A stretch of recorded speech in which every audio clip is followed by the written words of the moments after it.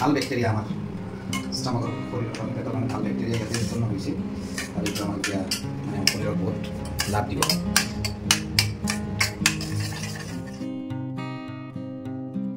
নমস্কাৰ বন্ধু বান্ধৱীসকল, মই পাকিজা চৌধুৰী।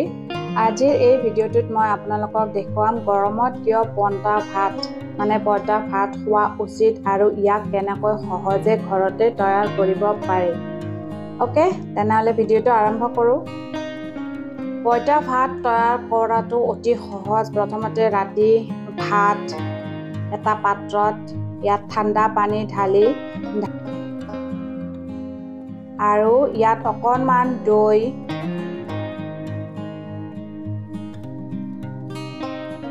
আৰু অকণমান গাখীৰ দি দিছোঁ মই ইয়াতে।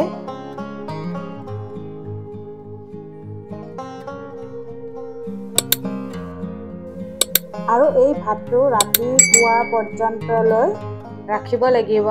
পেটৰ বাবে ই এক প্ৰাকৃতিক ঔষধ ৰূপে তৈয়াৰ হৈ থাকিব। আৰু সকলোৱে জানে পন্তা ভাত আমাৰ শৰীৰৰ কাৰণে খুবেই ভাল। আমি আগতে প্ৰায়ে খাইছিলোঁ, কিন্তু আজিকালি মানুহে নোখোৱা হৈ গৈছে। তথাপিও আৰু জানো আহক পন্তা ভাতৰ কেইটামান উপকাৰিতা। পন্তা ভাতে গৰমত শৰীৰ ঠাণ্ডা কৰি ৰাখে, পাচন ক্ৰিয়াত সহায় কৰে, অম্বল গেছ ৰোধ কৰে, ভিটামিন বি আৰু প্ৰ'বায়'টিক সমৃদ্ধ, শৰীৰ হাইড্ৰেটেড ৰাখে।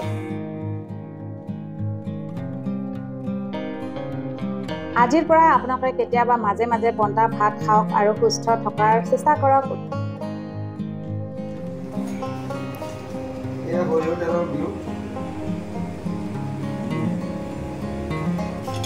জিৰা, পাঁচফোৰণ, শুকান জলকীয়া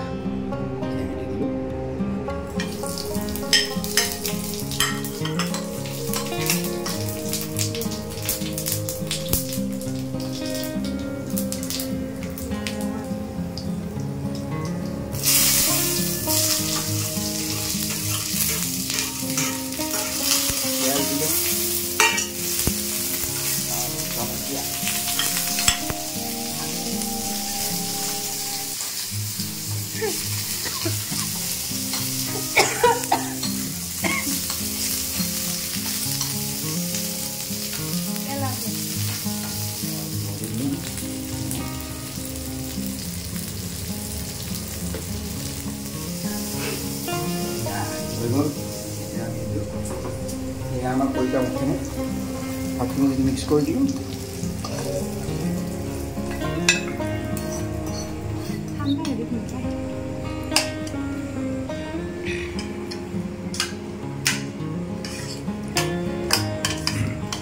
প্ৰ'বায়'টিক হয়, যিটো আমি ৰাতিতে তিয়াই থৈছিলোঁ।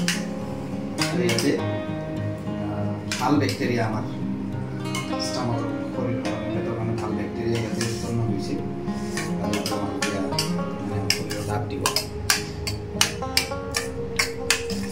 ভিডিঅ'টো ভাল লাগিলে লাইক, শ্বেয়াৰ আৰু ছাবস্ক্ৰাইব কৰিবলৈ নাপাহৰিব। Thank you everyone, thank you so' much.